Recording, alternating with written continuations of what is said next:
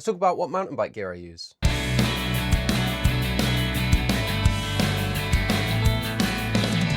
So hey ladies and gents, welcome to another video. In this one we're going to talk about what mountain bike gear I use. I call this my go-go bag, so this has everything that I would need to go on a ride, bar my bike and my tools. The big one, the bike. My current bike is a 2022 Giant Rain 29er.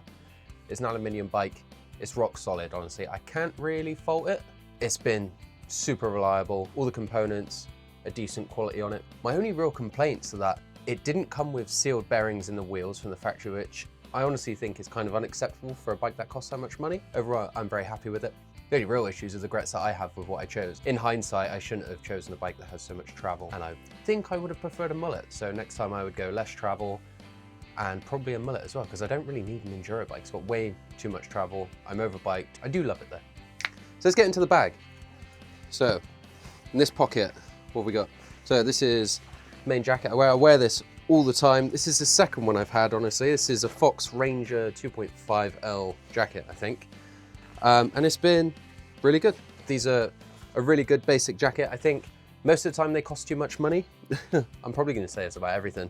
First one I had got stolen. I had a mountain bike kit bag stolen out of my car, which was a bummer. I lost some stuff that is probably not that valuable on the secondhand market, but it's really valuable to me. Anyway, I digress. One funny thing about them is that the pockets are absolutely massive. They're like the entire side profile of the jacket, so you can carry like comically large things with them. Waterproof, comfortable, fits well, really good jacket. Bought this secondhand on eBay for like 40 quid. That's the way you want to do it. Don't pay over 100 quid for them. They're not worth it.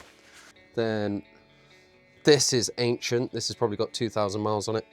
This is chamois shorts or padded shorts. I've had these for years. These are just entry-level Amazon ones, like 10, 15 quid. They're actually really good. Don't really wear it anymore, but it's nice to have. And if I am going to go on a longer ride, I will pull them out and use them. A basic backup multi-tool in there. I think that's the Treads one that you get. Spin it around and do the other side pocket, actually. Aha, trousers.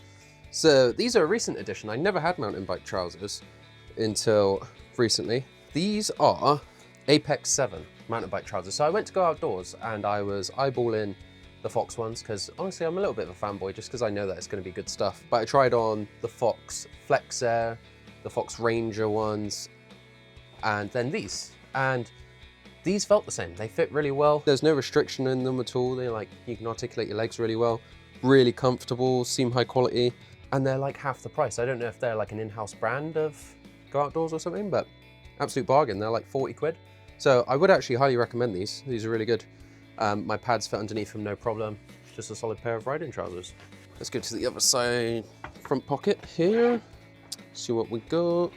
This is like a real basic bag. Honestly, I kind of rarely wear this. I usually don't need to carry much. This was £7 on Amazon, and it's about as good as a £7 bag is going to be, I think. It's all right. I don't really have a comment on that one. Handy and cheap, which we like.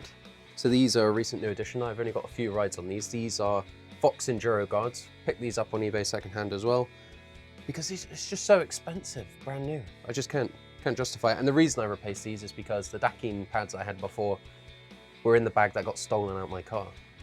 So far they've been all right. They didn't slip down. They fit underneath my new trousers, and overall I think they've been good. I haven't crashed in them yet, so I can't really say much about the protection, but you can tell they're definitely more on like the lightweight side. It's got like a polymer-y, plasticky pad that you can remove and wash.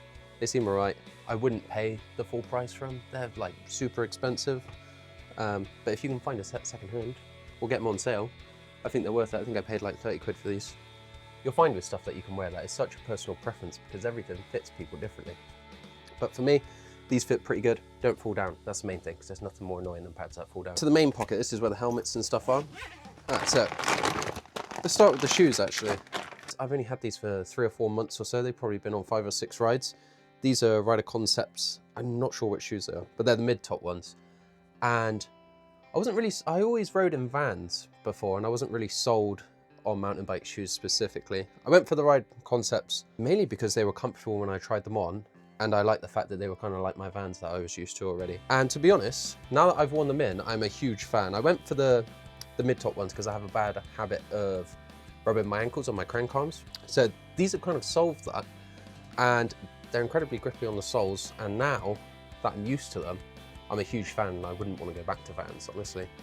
It's kind of like a pair of Vans, but the sole's way grippier and there's way more support in the sole. So before you've worn them in, it kind of feels like the sole's made of wood. It's like really hard. But as you wear them in, they're just super comfortable, super supportive. Mid-top's kind of a game changer. It's nice to have a bit of ankle protection. I'm a huge fan. This helmet's kind of funny. So I bought this on Marketplace because my Bell open face that I had got stolen out of my car along with the other stuff. So this is a 7IDP in like the loudest color ever, but I was just frustrated that my open face got stolen and I didn't really want to spend any money on a new one. So I bought this for like £5 or £10. It's really cheap, not particularly good. It's just an open face. It's quite heavy, definitely an entry-level one. Color scheme's kind of crazy, but cheap helmet, not much more to say about that. Kind of does what it says on the tin. Probably need to replace this. But to be honest, I very rarely wear an open face helmet. So I will almost always be wearing this. And I think some people might think it's a bit dweeby, but I will literally wear this like all the time. This is a Fox Pro Frame Enduro helmet. I'm really fond of it. So it doesn't really feel like a full face helmet. It's about the same weight as that sort of cheap open face.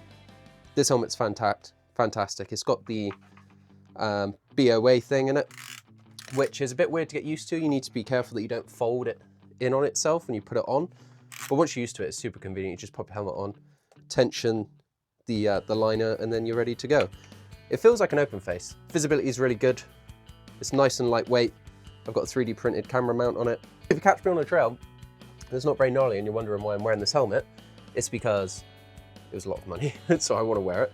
But it's also because my open face is rubbish and I don't want to wear that.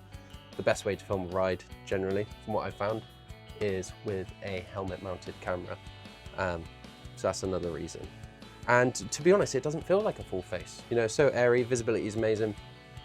I will always gravitate to using this. I'm not bothered about it being a fashion show or an ego show. And this is going to offer the most protection. So this is a really solid helmet. I'd recommend it. I think they can be really expensive. I bought this, don't buy a helmet secondhand, but I bought this on sale and I think it was like 140 quid, which is still a lot of money, but a lot less than what they can be. I know the black ones seem to be the cheapest. If you want a fancy colored one, they're going to cost you more, but yeah, awesome lightweight helmet. That's all I can say about that one.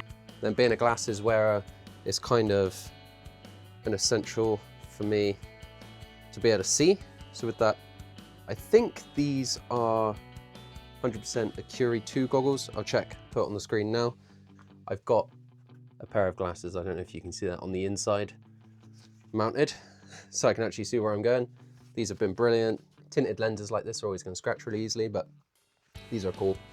These have been a good pair of goggles. These are nice and breathable. I find that the lenses don't really fog up, which is good, especially because I've got a pair of glasses in there as well. When the kit bag got stolen out of my car, that bag had my gloves in it. So my gloves got nicked and I didn't really want to spend the money to replace anything, so I didn't have gloves for ages. My mate George got me these, it's either for Christmas or my birthday. Pretty fond of these because they were a gift. They've been to Bike Park Wales a couple of times. So these are the Differs gloves, I'm not sure which ones. I will say they are not machine washable, don't wash them in a machine. These used to be a very different shade of brown. Yeah, made the mistake of machine washing them, but still, super comfortable glove. They don't have a strap at the top, which is nice. They're just a really solid pair of gloves. And then in the mountain bike company sort of Armageddon, when everything went on sale, I bought some gloves at a similar time. Didn't realize that Georgia bought me some new ones, so I've got some Fast House ones as well. And I can't really pass comment on these, but they were incredibly cheap. They've been good so far. So in terms of my kit, that's pretty much it. And that's what I'm going to use as the season kicks off in 2025. And remember guys and gals, it is nice to have nice gear, but it's not the be all and end all. What really matters is getting out there with your mates and making some memories.